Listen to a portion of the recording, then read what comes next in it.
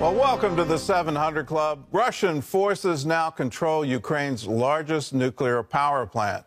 A fire broke out after troops shelled the plant, threatening disaster. So far, a nuclear nightmare has been avoided. As Russia closes in on more cities, Ukrainians continue to strike back using sophisticated weapons provided by the United States and other countries. Brody Carter has the story. The fire broke out after Russian troops shelled the plant in the dark of night, raising fears of a disaster that could affect Europe for decades. But threats of any nuclear damage were extinguished with reports the fire had been put out. The reactor unit wasn't damaged, and no change in radiation has been recorded so far. Still, nuclear safety experts warn that waging war around such facilities could mean extreme risks. Ukraine is surrounded from all sides. Warships loom on the Black Sea, threatening the city of Odessa, while inching closer to strategic southern port cities, this after taking its largest prize, Kherson. The fighting remains intense. In Mariupol, civilians take the brunt of Russian aggression. Shelling has destroyed access to water and electricity, and Russia expected to take over soon. Les forces russes bombardent Kiev. And French President Emmanuel Macron believes the worst of the fighting is still to come after talking to Vladimir Putin on the phone Thursday. Macron says Putin wants to take control of all of Ukraine, and the Russian war machine inches closer to the capital of Kyiv. But Ukrainians have been fighting back with the help of key weaponry from countries like the United States, sending hundreds of Stinger anti-craft missiles capable of shooting down helicopters. The Stingers can be used in a so-called shoulder-launched mode. They are infrared-guided missiles that don't have quite the range or altitude ceiling of a radar-guided missile, but they do have the ability to essentially be stealthy. Michael O'Hanlon, senior fellow at the Brookings Institute. They just need their own passive infrared detection system to hone in on a target. So if you're standing on the ground and you've got one of these Stingers, and it's just a small team of Ukrainians who could do it, you can launch at the airplane and it's sort of fire and forget, and the Russians won't even know what's coming. Yes! Yes, блядь! Два! Another weapon helping Ukrainians on the ground, the Javelin. Similar to a Stinger, but aimed at destroying Russian tanks.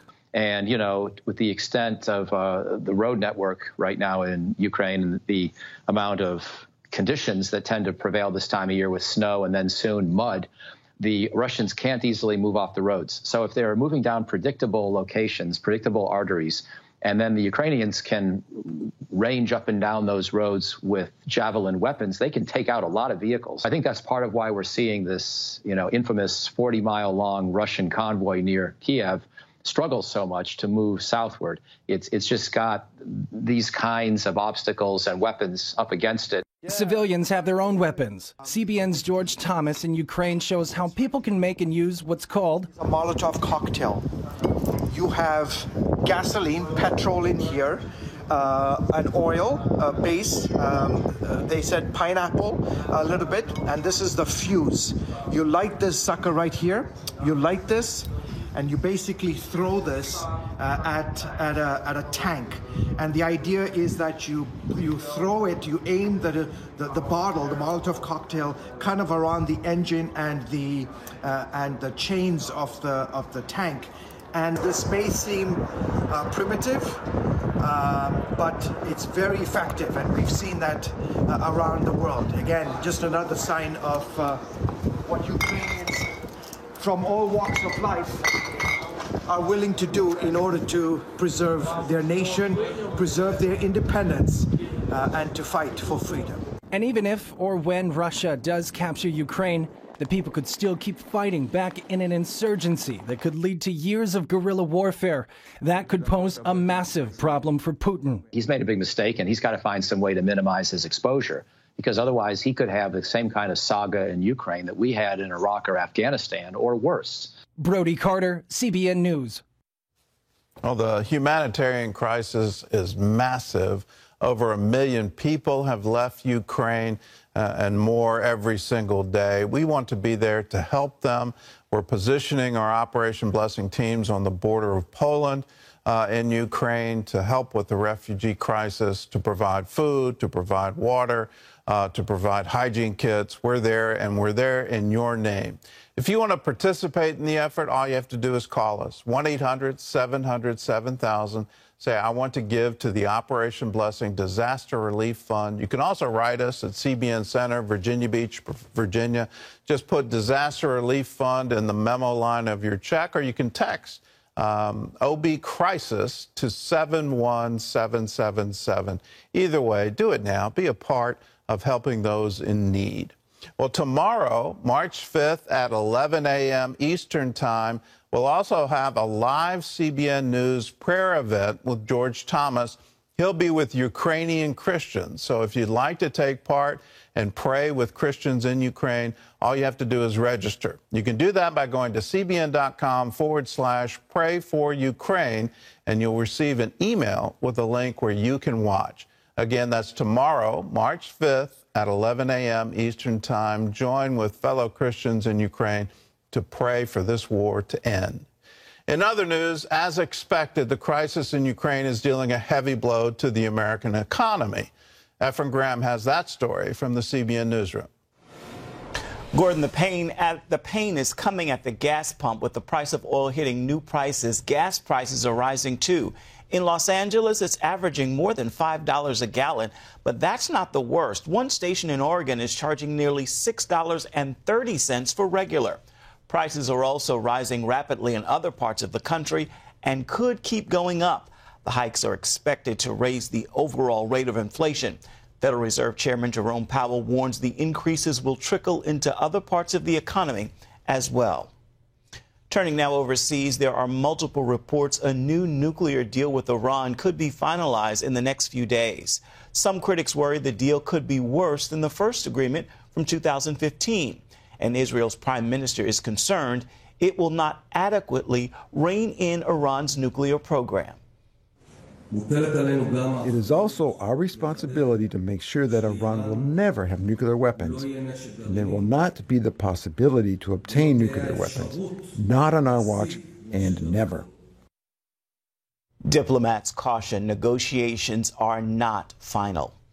In Israel itself, the past 2 decades have seen a profound growth in Jewish-Christian relations. One sign of a much closer relationship is happening within Israel's parliament, the Knesset. Chris Mitchell brings us that story now from Jerusalem. Members of the Knesset Christian Allies Caucus came together this week for one of the few times since the COVID pandemic began. The caucus began 18 years ago as a bridge between Israeli lawmakers and Christian groups. The Knesset Christian Alliance Caucus has really been a beacon to the Christian world that the state of Israel wants to work with the Christian supporters of Israel, wants to develop cooperation, and it was really what started this whole movement of faith-based diplomacy, which is today the most important weapon we have in our diplomatic arsenal. Director Josh Reinstein explains that this approach, based on common biblical values, is making a global impact. Faith-based diplomacy is growing in leaps and bounds. We're seeing it in Latin America, we're seeing it in Asia, we're seeing it in Eastern Europe, and of course in Africa.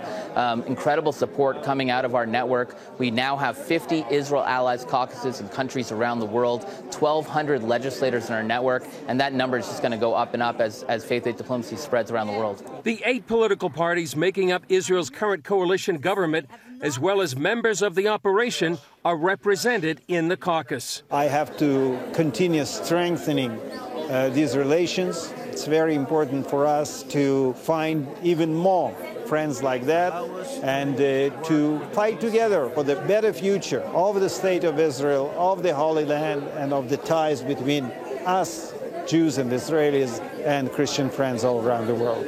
Reinstein credits evangelical Christian support for leading to the move of the U.S. Embassy to Jerusalem. And now the Knesset Christian Allies Caucus has a sister group in the U.S. Congress. You know, in the States, AIPAC has been successful at bringing together people who would not sit down together otherwise. I think that the Christian Allies Caucus is kind of trying to do the same thing, but maybe on a different level. And so I think it's critically important that we support the work because that's from Israel. I keep telling people around the world that even the existence of such a caucus is a miracle of the newborn state of Israel. Jürgen Buehler of the International Christian Embassy Jerusalem believes the caucus can help Israel both face growing threats and take advantage of global opportunities. I believe there's still much to do for the caucus. You see anti-Semitism rising all over the world. That means there needs to be a voice which challenges that. I think the caucus is one of those voices who can do that. And also there's a new dynamic around the world where governments are thinking to move their embassy to Jerusalem, where they're thinking to change their policies towards the state of Israel. And I think here the caucus is an ideal partner for governments all over the world to rethink their ties to Israel and to strengthen their ties. Chris Mitchell, CBN News, the Knesset, Jerusalem. Israel leading by example. Gordon? Well, I'll just echo what Jürgen just said. It is a miracle that even such a group exists. It would have been unthinkable just a few years ago, but here it is springing into existence, and not just in Israel, but having branches around the world. There is a rising tide of anti-Semitism, and we as Christians need to recognize it, recognize the source of it, and stand against it. We need to stand with Israel.